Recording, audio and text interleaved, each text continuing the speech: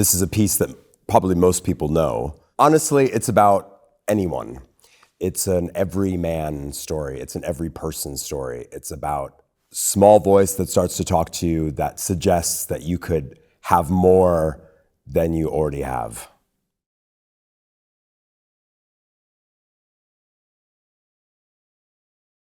For every show for me, so much of my work, both anywhere else, but also here at this house, is taking these things from the past and taking away a layer of them so that you can really focus in on the humanity underneath. You focus in on these characters and who are they and what drives them and what makes them recognizable. And so for me, I need to see that on the stage. And I need to find, and the great fun of rehearsing is working with these singers and coaxing out of them these things, who they are, what they can bring that no one else can bring. That's what I'm always searching for.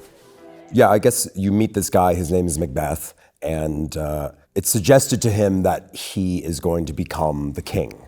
It sparks this desire he has for more. And then he meets up with his wife and he's telling her about this potential. It becomes very clear that the two of them have been planning for this all along. And then it just so happens that the king is spending the night at their house. And they very quickly decide to murder him as a guest under the cover of night. And then in front of everyone, they play it off like, oh, I'm so shocked. I'm so shocked that this could happen in our home. And so this kind of behavior that these people exhibit, it feels so shameless, it feels so naughty. It also feels very entertaining in a way. We immediately just thought of them as these extremely modern people because their desires are modern. We can all relate to, and because they're so incredibly modern, it just felt like to us they had to be part of the modern world, and it had to be a story more about anyone, not about ancient Scotland or 19th century Italy. So we were looking at contemporary pop culture references like Succession, like The Triangle of Sadness, like Parasite, these fantastic contemporary references that are dealing with ideas about power and ambition and striving, and also dealing with paranormal and is the supernatural real or is it just in your head? But for me, it's also two different pieces. The beginning is quite fantastic with these witches and with this murder and with this spectacle. And then when you get to the last part of the show, I feel like it becomes something completely different.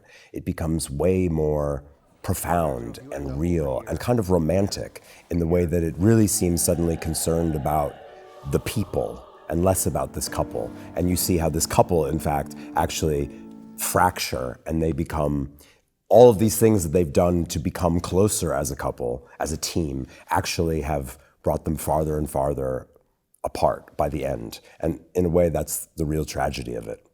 I think the only way you understand the Macbeths is to understand the world that created them, or understand the world where they live. And these are people of incredible privilege and status, and they have a lot of power already. The set design by Etienne Plus, we quickly decided that we needed to imagine these people in their home, in a domestic environment, and we wanted to create a kind of tension and suspense by following these people throughout the various parts of the home, and also show how simultaneously different scenes could be happening in different places, again playing with the time.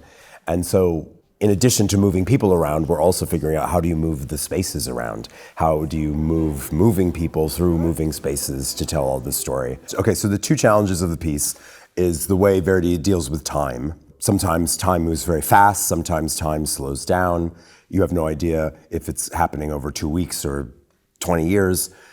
So we've had to make sense of that. And what we did was we just gave it a chronology. We just decided, okay, the first part is Halloween, the second part is Christmas, and the last part is Easter. Because there's something kind of interesting to us about these three, what I call kid holidays, holidays that are often done for children. And the Macbeths have no children.